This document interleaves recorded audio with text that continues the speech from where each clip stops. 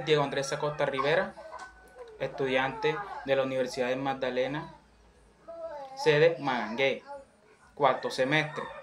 En el día de hoy les estaré explicando los 3 foros en la cátedra de ciclismo, lo que tiene que ver con historia, fundamentos, reglamentos y demás a continuación. Historia del ciclismo en Colombia.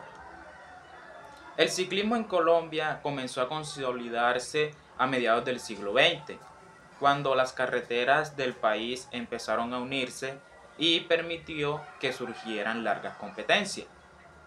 En 1951 se realizó la primera Vuelta a Colombia, evento clave que impulsó el deporte y convirtió a los ciclistas en figuras populares. Durante los años 60 y 70, el ciclismo se fortaleció con equipos nacionales y regionales, y nacieron leyendas como Martín Emilio Cochise Rodríguez, quien logró títulos importantes y abrió las puertas internacionales para los corredores colombianos. El verdadero salto mundial llegó en los años 80 con los famosos escarabajos, ciclistas de montañas capaces de destacar en Europa gracias a su resistencia y talento en el ascenso. Nombres como Lucho Herrera y Fabio Parra lograron podios históricos en el Tour de Francia y la Vuelta a España. Desde entonces, Colombia se convirtió en una potencia del ciclismo, culminando en la era moderna con campeones como Nairo Quintana, Rigoberto Urán, Egan Bernal y Mariana Pajón, quienes han dado títulos mundiales y olímpicos, consolidando al país como uno de los referentes globales en el deporte. Línea de tiempo del ciclismo colombiano desde sus inicios hasta la actualidad. 1946. Colombia participa en los 5º Juegos Centroamericanos y del Caribe, incluyendo al ciclismo entre los deportes más buscados en la actualidad para esa época. 1951. Se lleva a cabo la primera edición de la Vuelta a Colombia, donde Efraín Forero se consagra como el primer campeón. 1960. Emilio Cochise Rodríguez se convierte en figura destacada ganando 4 vueltas a Colombia. 1963 hasta 1967. Martín Emilio Cochise Rodríguez gana 4 ediciones consecutivas de la Vuelta a Colombia. 1970. Rafael Antonio Niño comienza su racha ganadora en la Vuelta a Colombia, alcanzando 6 títulos en total. 1971. Emilio Cochise Rodríguez conquista el campeonato mundial en la persecución individual de los 400 metros. 1973 hasta 1975. Cochise Rodríguez gana 2 etapas en el Giro de Italia, marcando la presencia colombiana en Europa. 1983. Por primera vez un equipo colombiano participa en el Tour de Francia. 1987. Lucho Herrera se convierte en campeón de la Vuelta a España, siendo así el primer latinoamericano en lograrlo. Llegamos a la época del 2003, donde Víctor Hugo Peña, conocido por ser el primer latinoamericano en vestir el maillot amarillo del líder del Tour de Francia. 2012. Rigoberto Urán gana la medalla de plata en los Juegos Olímpicos de Londres. 2013. Nairo Quintana es segundo en el Tour de Francia y gana las clasificaciones de montaña y jóvenes. 2014. Nairo Quintana se convierte en campeón del Giro de Italia, siendo el primer colombiano en lograr esa gran hazaña. 2015. Nairo Quintana termina segundo en el Tour de Francia y gana la clasificación de mejor joven. 2016. Nairo Quintana se mantiene en el alto nivel al finalizar tercero en el Tour de Francia. 2019. Egan Bernal se corona campeón del Tour de Francia, siendo el primer latinoamericano en lograrlo. 2021. Egan Bernal conquista el Giro de Italia, consolidando el dominio colombiano en las grandes vueltas. Por último, el 2022, donde Santiago Buitrago gana una etapa del Giro de Italia y Colombia destaca en los ciclismos de pista en los Juegos Bolivarianos. Y ruta, paso a paso. Primero, medir la estatura y la entrepierna. Para medir la estatura, nos colocamos de pie dando la espalda a la pared. Con un lápiz marcamos en la parte superior de la cabeza. Y con un metro medimos la altura en centímetros.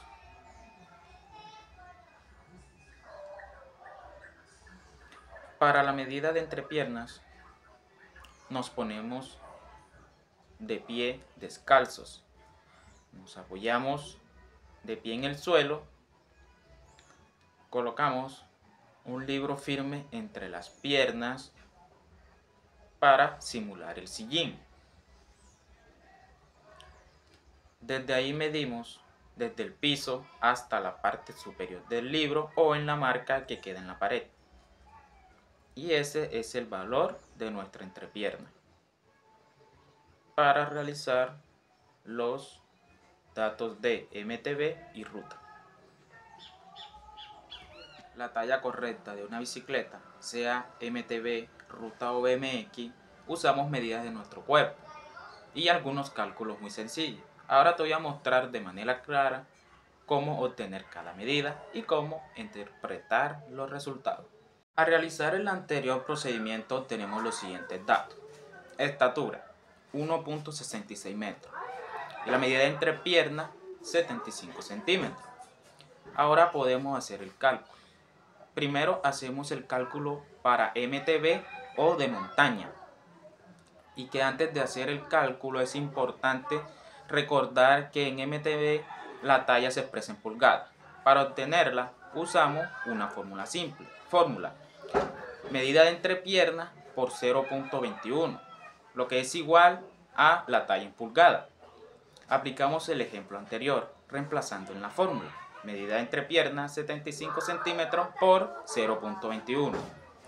Al realizar la operación nos da como valor 15.75 y que al observar que después del punto el siguiente número es mayor a 5, así podemos aproximar a 16 pulgadas. ¿Cómo hacer para saber dónde me ubico para obtener mi bici adecuada?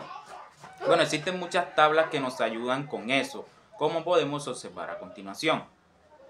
Según la tabla general, por nuestra medida de entrepierna, me ubico en la segunda casilla, lo cual mi talla adecuada sería la talla S y la correcta bicicleta de montaña es de 16 a 16.5 pulgadas. Ahora seguimos para la bicicleta de ruta. Antes de este cálculo es importante tener en cuenta que en la ruta la medida se expresa en centímetros mediante la siguiente fórmula: entrepierna por 0.65, lo que resulta la talla en centímetros. Aplicando los datos anteriores y reemplazando la medida de entrepierna, sería 75 centímetros por 0.65. Al realizar la operación nos da como valor 48.75. De esta manera nos ubicamos en la tabla general para saber la bicicleta adecuada. En cuanto a la tabla, nos ubicamos en la cuarta casilla, que nos recomienda la categoría que va de 48 a 50 centímetros, ya que en ese lapso es donde nos encontramos con nuestra medida. Ahora seguimos para las medidas de la bicicleta para BMX. Antes de sacar la medida del cuadro BMX, recuerda que aquí no usamos la entrepierna. Lo más importante es conocer la longitud del tubo superior o top tube, porque define qué tan larga o corta será la bici. ¿Cómo medir el top tube? Bueno, primero colocamos el metro en el centro del tubo del asiento. Segundo, lo llevamos hasta el centro del tubo de dirección. Tercero, tomamos esa distancia en centímetros. Cuarto, dividimos entre 2.54, que es lo que equivale a 1 pulgada y nos sirve para convertir centímetros a pulgadas. Ahora, al realizar la medida, nos dice que el cuadro tiene una distancia de 52 centímetros, lo cual podemos hacer la conversión. Tenemos la medida del cuadro, 52 centímetros, dividido entre 2.54, lo que equivale a la pulgada. Al realizar la operación nos da 24.47 pulgadas, lo que podemos aproximar a 20.5 pulgadas. A continuación nos ubicamos en la tabla y observamos que con nuestra altura de 1.66 metros, la talla de la rueda o cuadro viene siendo 20 pulgadas y cuadrado de 20.25 o 20.75 pulgadas. ¿Por qué utilizamos esta? Bueno, 20.5 es la ideal porque es según nuestros datos, pero que dependiendo de las necesidades de cada quien se puede usar la 2025, pues si requieren una bici más corta o rápida, o la 2075 si buscamos más espacio y comodidad al momento de realizar la ejecución de la práctica o de realizar en competencia. Es importante cambiar la escala debido al desgaste. Actualmente se tienen dos tipos de cala, principalmente Loop y Shimano. En función de su color varía su rotación lateral. Debemos colocar una parte de cinta si no queremos dañar el zapato, en el quinto metatarso y en el primer metatarso. A continuación trazaremos una línea y otra línea, que posteriormente trazaremos una línea diagonal entre los dos puntos y una línea vertical. Ahora tenemos el centro. Trazamos una línea horizontal para determinar la altura a la que deben estar las calas. Debemos colocar la cala en la línea horizontal junto con las marcas que nos indican en la cala para determinar su altura. Después atornillamos ligeramente el tornillo superior y con esto ya tenemos la altura. Y para acabar colocamos el resto de tornillos en su posición para que nos quede ya la cala lista para correr. Y para los zapatos de montaña, primero nos colocamos las zapatillas y se ven ajustar bien.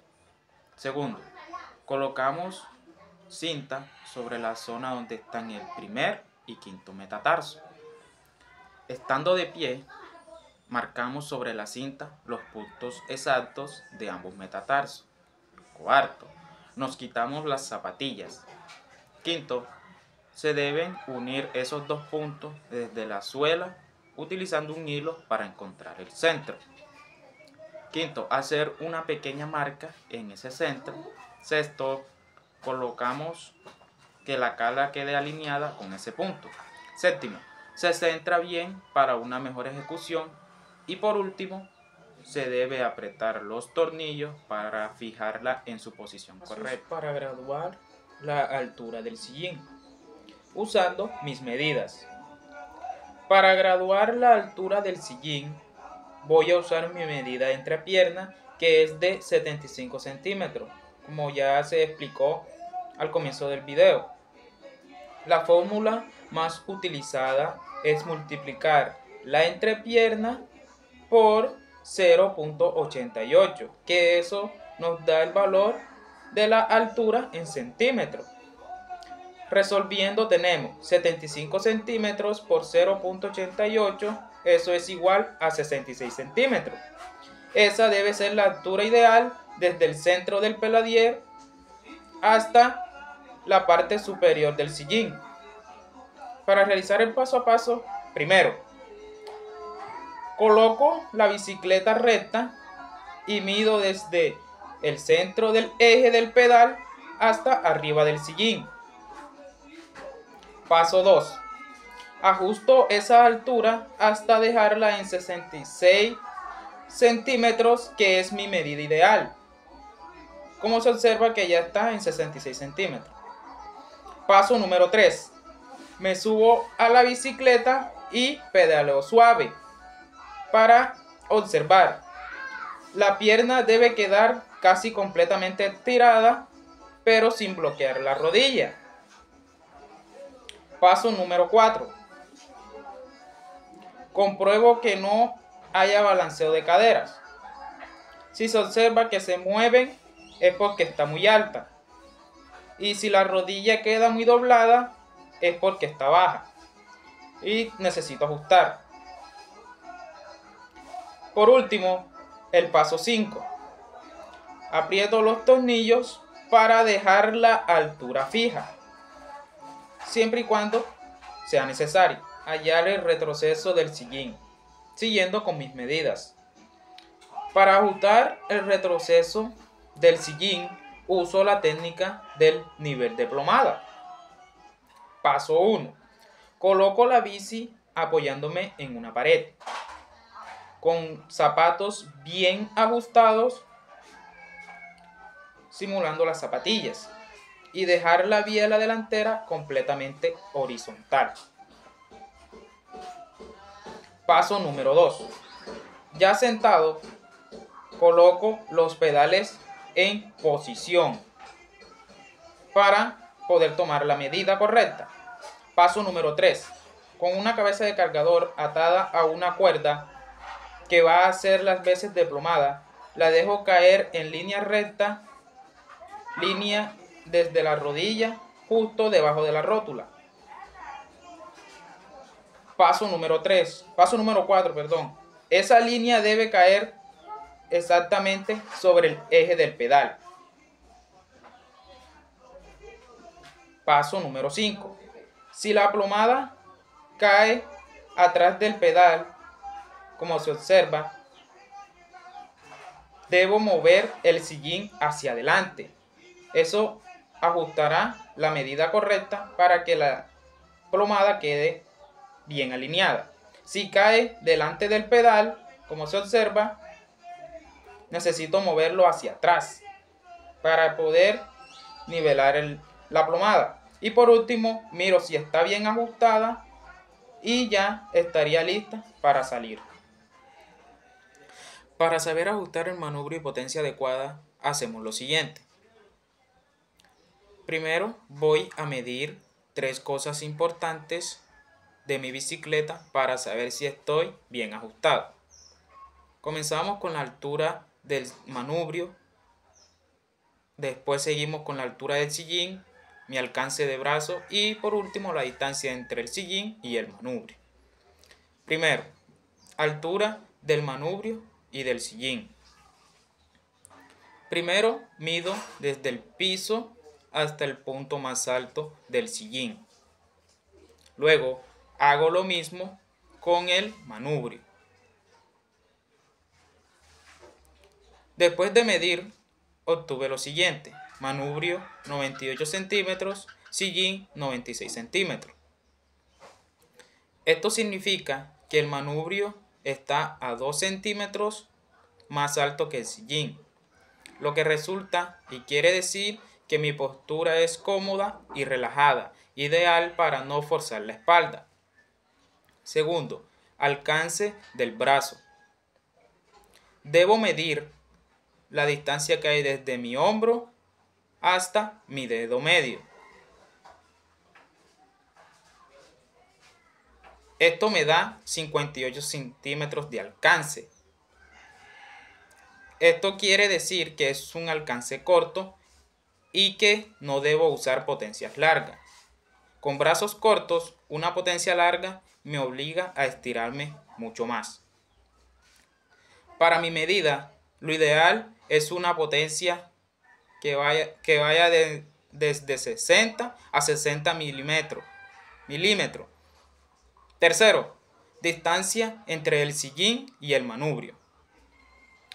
Ahora mido desde la punta del sillín hasta el centro del manubrio. Esto me da 42 centímetros. Esta medida es la que realmente muestra qué tan estirado voy. Para mi altura, 1,66 m, y mis brazos 58 centímetros, lo ideal sería entre 39 y 41 centímetros. Esto a mí me da 42 centímetros, o sea, voy 1 centímetro más estirado de lo recomendado. No es grave, pero sí puede causar un poco de tensión en los hombros o en el cuello, lo que sería recomendable ajustarla. Como esta bici no tiene la pieza para el método de medición de potencia, lo explicaré con la siguiente imagen. En la imagen se ven 2 puntos rojos. El primero, que está ubicado a la izquierda, marca el centro del tubo de dirección, que es donde entra la horquilla de la bicicleta. El segundo punto rojo, a la derecha, marca el centro donde se sujeta el manubrio. Esto quiere decir que la longitud de la potencia se mide de centro a centro, exactamente desde un punto rojo al otro. Esa distancia se expresa en milímetros. Por eso las potencias vienen marcadas como 60 mm, 70 mm o 80 mm, etc.